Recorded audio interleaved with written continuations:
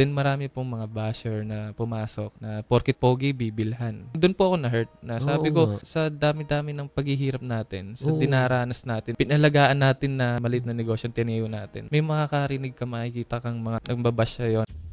Videos that will make you wealthy and debt-free. Siya po ay 27-year-old na nag-viral, nag-bake ng macaroni. From Marikina City, let us welcome, syempre, Vincent Enteng Buenaventura. Kailan pumasok itong konsepto ng pag-bake ng macaroni at pagbebenta? Simula po nung pandemic, sir. Pandemic? Opo. Nung pagpasok po ng pandemic, nawalan po ako ng trabaho. Nung time na yon. Napabayaan po kami ng company. Kaya nanawa po akong magtrabaho. Nag-isip po kami ng asawa ko na magnegosyo po. Nagsimula po yun, Sir Chinky, sa pagtitinda namin ng Graham Balls na ilang peraso lang. Graham Balls. Magkano pinuhunan mo yung paano na yun? 500. 500 pesos. Opo. Yan na ba yung huling 500 mo during that time? Yun na po talaga, sir. Oo. Kasi sobrang dami pong struggles na dumating. May pagkakataon pong nabalian yung anak ko ng buto.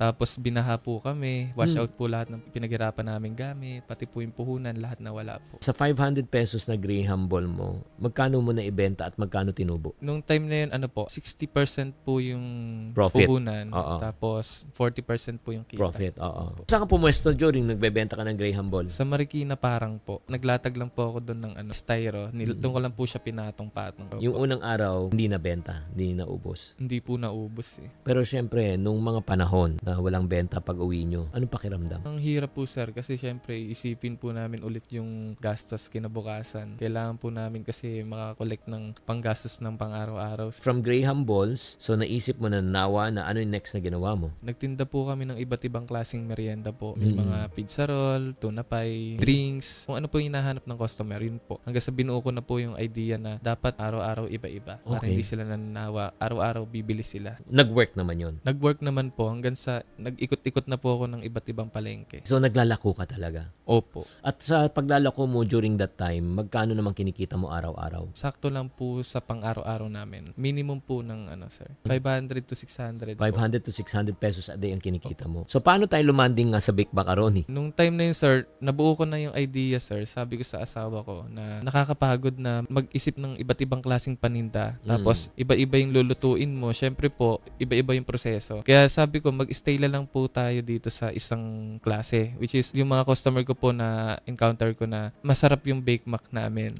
Yung sa lahat ng mga na-try, yung Bake Mac talaga pinakagusto. So, gaano katagal na kayo nagbebenta sa Marikina ng Bake Mac? 4 years na po. 4 years na. 4 years. Yes. Okay, bago ka makilala. Mga magkano ang kinikita nyo araw-araw doon? Kumikita po kami ng 800 hanggang 1,000 po. Pag maganda po ang benta, pag nakakaubos.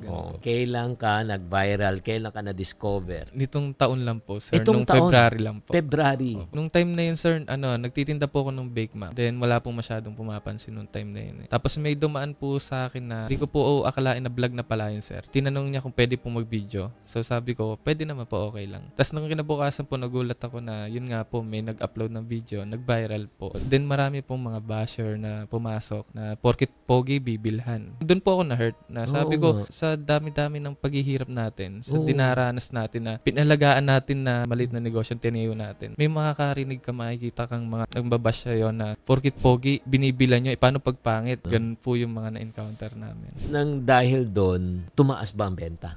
Hindi pa po, sir. Hindi pa? Opo. May isang beses po na nag-message sa akin na food vlogger na gusto niyang i-vlog para matulungan niya po ako. Nung one time po na binalag niya po yung paninda namin, doon po nag-boom yung negosyo namin. So ngayon, nag-viral. Magkano na ang pinenta? Tumaas ba yung benta? Nung una, sir, hindi pa namin na-control. Parang ganun pa rin po. Tapos ngayon po, sir, na doble na po. Habang kayo ay nakakabenta na, paano nabago ng buhay niyo itong pagbebenta niyo? Sa ngayon po, sir, medyo malaki na rin yung pagbabago, sir. Kasi mas sumakto na po yung income namin. Na tutugunan na po lahat ng pangangailangan. Tapos yung mga hinuhulugan namin, sir. Anong hinuhulugan nyo? Kumuha po kami, sir, ng e-bike para po hindi na po mahirapan ng kakabike. Kasi po pag nagtitinda po kami, nagbabike lang po mula Pasig to Marikina. Ngayon po, kumuha po kami ng hulugan na e-bike para po may magamit at marami po yung mailagay. So ngayon, nakakaipon na ba kayo? Nag-i-start pa lang po kami ngayon. Ano naman yung mga kinakaharap ng challenges right now sa pag-iipon? Sa ngayon po sir, yung struggles din po. Kasi syempre po, nito lang naman po kami nakilala. Hindi naman po porkit nag-viral, mayaman agad. So ngayon po, pinaplano po namin yung pag-iipon, paunti-unti po. And hindi po masyadong ganun kalakihan din. Basta po may maitabi lang, okay na po. Para saan ang pag-iipon? Anong goal? Sa future po, syempre, ng pangarap naming mag-asawa na mabigyan po ng magandang kinabukasan yung mga anak namin na hindi po namin naranasan noon. Okay, very good. Ano pa ang pangarap mo, Enteng, para sa negosyo? Siyempre, gusto mo rin palakihin yan, di ba? Anong plano mo para mapalakihan? I-enhance ko po sir yung production siguro. Sa ngayon, naghahanap po kami ng mga helper para po may katulong. Kasi sa ngayon po, dalawa lang po kami ng asawa ko yung gumagawa. Ang gumagawa pa rin, oo. Opo. Hindi po namin masustain yung dami ng bumibili. So, ang ibig sabihin ngayon, ang concern mo na ngayon, supply? Supply po. So, ibig sabihin na sold out kayo parate? Araw-araw po sold out. Yun nga po sir, kasi syempre kami po, hindi naman po kami talaga successful pa. So po namin makarinig sa inyo sir ng payo. Sige, number one, okay guys, sa pagnenegosyo, no, mag-uumpisa ka na ikaw talaga lahat. Ikaw mamamalengke, ikaw lahat, ikaw ano. Pero darating ang panahon, kasi yung pag ikaw lang, may limitation eh. Halimbawa, kaya nyo lang gumawa ng 100. Hindi mo na kayang dumagpas pa dun eh. Pag gagawin mo pa yon, ikaw lang, eh talagang baka ikasakit mo pa yon. So, ang next na gagawin mo, pag kumikita na, kailangan mag-hire ka na ng ibang tao. Meron kaming ginagawa pag kami nag-uumpisa sa magnenegosyo, nagpapasweldo kami sa sarili. Sa kinikita. Kunyari, sa araw-araw na kinikita, meron kaming konting sweldo na tinatabi. Pero hindi namin kukunin ng sweldo. Nilalaan lang namin doon. Bakit? Para pagdating ng panahon, talagang lumaki na at kailangan na mag-hire, yung sweldo dapat sa akin, mapupunta na sa kukunan kong tao. So ngayon, profitable na siya ngayon, more or less, diba? I think sa binibenta nyo, kumikita ka ng 2,000 to 3,000 a day. Tama? Pwede ka na kumuha ng helper kahit 500 a day. Yung helper, siya na yung magluluto or para ang focus nyo na lang actually is magbenta. Pangalawa, kailangan hindi lang pwedeng ganito ang produkto. Ang kailangan may branding. Kasi kailangan makilala siya eh. Hindi pwede siyang ganito lang. Pangatlo, kailangan maghanap na tayo ng reseller. Yung say reseller, kayo lang ang gagawa, tapos bibigyan mo sila ng profit, tapos sila rin magbebenta.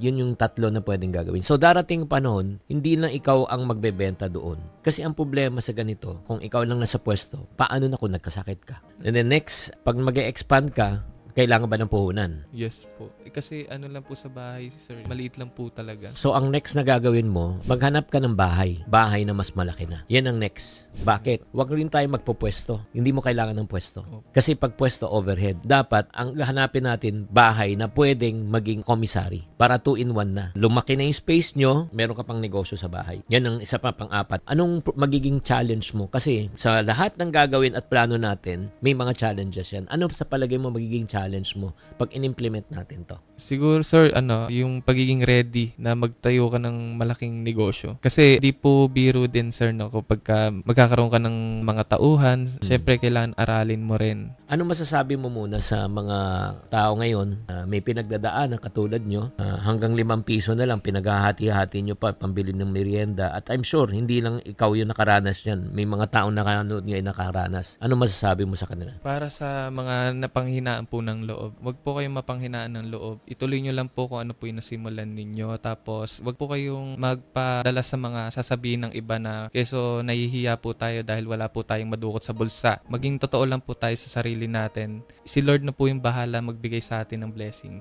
Paano kung may mga taong interesado mag-resell ng product mo ngayon dito? Message nyo lang po kami sa aming Facebook page, RB Food House po, para sa mga inyong inquiries po. Okay, maraming salamat, Enteng. Thank you very much for coming. Grabe naman talaga.